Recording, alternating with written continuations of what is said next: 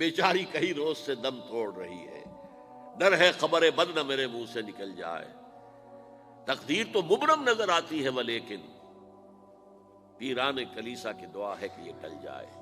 تو پہلی بات میری ختم ہوئی، عالمی نظام خلافت دنیا کی تقدیر مبرم ہے، ہو کر رہے گی، اس میں کسی صاحب ایمان کو کوئی شک، کوئی شبہ، کوئی ریب نہیں ہونا چاہیے۔ البتہ اس کا اب دوسرا پہلو کیا ہے، اس کا آغاز کہاں سے ہوگا؟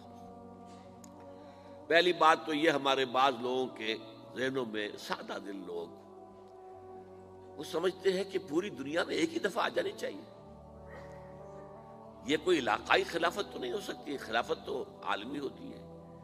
ان سے میں کہتا ہوں عالمی خلافت کب تھی جناب؟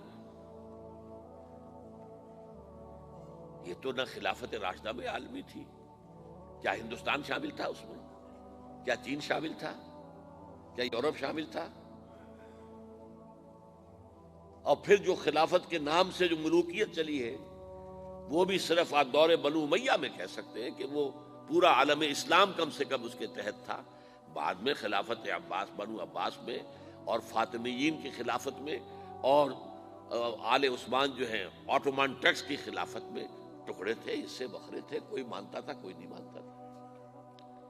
اور سب سے بڑی بات یہ، اگر ایک دم پوری دنیا پر خلافت قائم ہو سکتی تو حضور کے دست مبارک سے ہوتی، لیکن نہیں ہوئی۔ نتیجہ کیا نکلا؟ ایک ملک میں حضور نے قائم کر دی، جزیرہ نما عرب، یہاں خلافت قائم ہو گئی، حضور خلیفہ ہے۔ اس کے بعد آپ کے خلفائے راشدین نے پھر اس کو وسعت دی، شرقاً غرباً شمالاً، 3 کالمز نکلے ہیں فوجوں کے، صحابہ کرام کے، 3 کالمز، ایک ایسٹ ورڈ، ایک ویسٹ ورڈ، ایک نارتھ ورڈ۔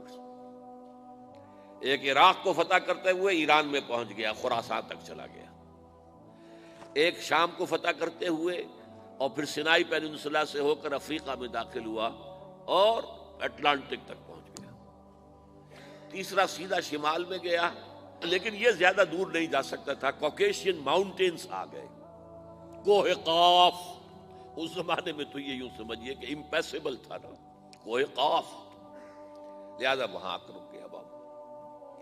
اب بھی یہ ہوگا، کسی ایک جگہ سے شروع ہوگا پھر پھیلے گا، اس کے سوا کوئی چارہ کار ہے ہی نہیں۔ اگر ہر جگہ پوری دنیا میں ایک ہی وقت میں ہو سکتا تو حضور کے دست مبارک سے ہوتا صلی اللہ علیہ وسلم۔ اب وہ نقطہ کون سا ہوگا، نقطہ آغاز کون سا ہوگا؟ اس میں پہلی بات تو میں نے کہا، جو شک کرے گا اس کا پھر ایمان مشکوک ہے، ہوگا، لازماً ہوگا، گلوبل ہوگا، پوری دنیا میں ہوگا۔ کہاں سے شروع ہوگا اس میں آپ اختلاف کر سکتے ہیں، لیکن مجھے تو 2 حدیثیں تو ملی ہیں جن سے یہ اندازہ ہوتا ہے کہ یہ اس مشرقی خطے سے ہوگا، عرب کے مشرق کی جانب کسی ملک سے ہوگا، کسی خطے سے ہوگا۔ وہ حدیثیں بھی اب آپ پڑھ لیجیے پہلے، پھر میں کہہ رہا ہوں یہ خزانہ ہے جو ہم نے آپ کی خدمت میں پیش کیا ہے، کاش کہ آپ اس کی قدر کر سکیں، یہ حدیثیں آپ کو ازبر ہو جائیں، یاد ہو جائیں، لوح قلب پر نقش ہو جائیں۔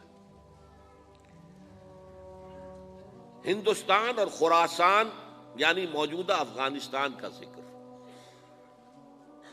ابن ماجہ کی روایت ہے، عن عبداللہ ابن الحارث رضی اللہ تعالی عنہ قال رسول اللہ صلی اللہ علیہ وسلم یخرج ناس من المشرق یوطئون للمہدی یعنی سلطانہ، یعنی سلطانہ، دونوں طرح سے پڑھ سکتے ہیں۔ حضرت عبداللہ ابن حارث فرماتے ہیں رضی اللہ تعالی عنہ کہ حضور نے ارشاد فرمایا، مشرق کی طرف سے وہ فوجیں نکلیں گی، لوگ آئیں گے جو عرب میں مہدی کی حکومت قائم کریں گے۔ یہ مہدی کون ہوں گے اس کا ذکر میں ذرا بعد میں کروں گا، لیکن نوٹ کر لیجئے کہ مہدی سے پہلے لازماً کسی مشرقی علاقے کے اندر وہ نظام قائم ہو چکے گا، تب وہاں سے فوجیں آئیں گی نا۔ یہ مشرق کون سا ہے؟ عرب کے مشرق میں آپ چلیے، ایران بھی آ جائے گا، افغانستان بھی ہے، پاکستان بھی ہے، اور اگر اسے اور توسیع دیں تو ہندوستان بھی ہے۔ یہ ہے عرب کا مشرق، اس سے فوجیں جائیں گی۔ اس کا کیا مطلب ہے کہ اس میں سے کسی جگہ پر نظام خلافت پہلے قائم ہو جائے گا، تاکہ وہاں سے فوجیں جائیں گی جو جزیرہ نما عرب میں حضرت مہدی کی حکومت کو قائم کریں گی۔ اب دوسری حدیث سنیے، یہ سنن ابن ماجہ کی حدیث تھی جو میں نے آپ کو سنائی، آپ نے پڑھی۔ دوسری، عن ابی ہریرہ رضی اللہ تعالی عنہ، یہ ترمذی شریف کی روایت ہے، قال قال رسول اللہ صلی اللہ علیہ وسلم یخرج من خراسان رایات سود لا يردها شیء حتی تنصب بإیلیا، خراسان کے علاقے سے سیاہ جھنڈے لے کر فوجیں آئیں گی، ان کا رخ کوئی موڑ نہیں سکے گا، ان کو پیچھے پھیر نہیں سکیں گے کوئی بھی، یہاں تک کہ وہ یروشلم میں جا کر جھنڈے نصب کر دیں گے۔ ایلیا حضور کے زمانے میں یروشلم کو کہتے تھے۔ یہ یروشلم تھا جب حضرت سلیمان کی حکومت تھی، اور یہاں پر معبد سلیمانی، ہیکل سلیمانی قائم ہوا، پھر یہ یروشلم ہی رہا ہے تاریخ میں، یہاں تک کہ سن 70 عیسوی میں جب ٹائٹس رومی جنرل نے اس کو گرایا، ختم کیا، سیکنڈ ٹیمپل گرا دیا، اور یہاں سے یہودیوں کو کہا نکل جاؤ یہاں سے، کوئی یہودی باقی نہیں رہا، تب بالکل تہو بالا برباد کر دیا۔ اس کے کوئی 150 سال بعد ہیڈریان، رومن ایمپرر ہیڈریان، اس نے پھر دوبارہ آباد کیا اس شہر کو۔ 150 سال تک یہ بالکل بنجر اور بالکل غیر آباد پڑا تھا۔ اب ہیڈریان نے جب آباد کیا تو اس کا نام ایلیا رکھا، اب یروشلم نام نہیں تھا، تو حضور کے زمانے میں پھر اس کا نام ایلیا تھا۔ اور اب اس سے کیا معلوم ہو رہا ہے کہ یہ یروشلم مسلمانوں کے قبضے سے اس وقت نکلا ہوا ہوگا، ایک دفعہ پہلے نکلا تھا، سن 1099 عیسوی میں مسلمانوں کے ہاتھ سے نکلا، کروسیڈرز عیسائیوں نے آ کر اس کو قبضے میں کیا، لاکھوں مسلمانوں کو مارا، قتل کیا۔ اس کو 1187 عیسوی میں واپس لیا ہے۔ کس نے لیا ہے؟ صلاح الدین ایوبی، کرد۔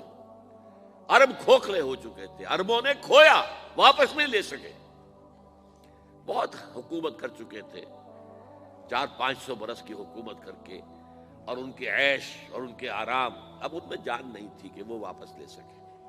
واپس لینے والا گرم کرد خون تھا، صلاح الدین ایوبی۔ تو گویا کہ اب آپ سمجھئے کہ 88 برس تک عیسائیوں کا قبضہ رہا یروشلم پر۔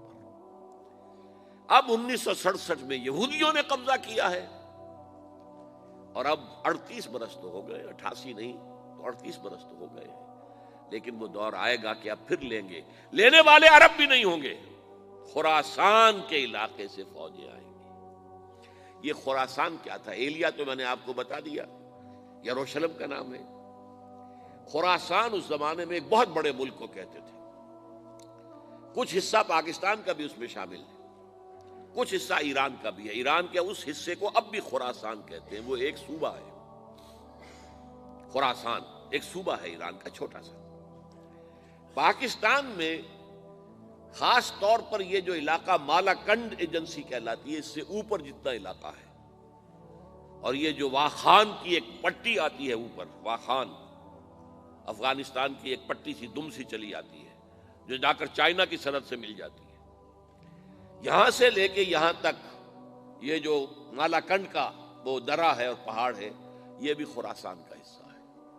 باقی تقریباً 2/3 آف افغانستان ساؤدرن حصہ نہیں ہے خراسان کا حصہ، یہ سیستان کہلاتا تھا، یہ خراسان نہیں ہے، لیکن یہ کہ اوپر کا 2/3 آف افغانستان، اور اس کے ساتھ یہ جو عرب، جو اب یہ ترک ممالک آزاد ہوئے ہیں سوویت یونین کی ڈسولوشن کے ساتھ، یہ سارا علاقہ کہلاتا ہے خراسان بزرگ، دی گریٹ خراسان۔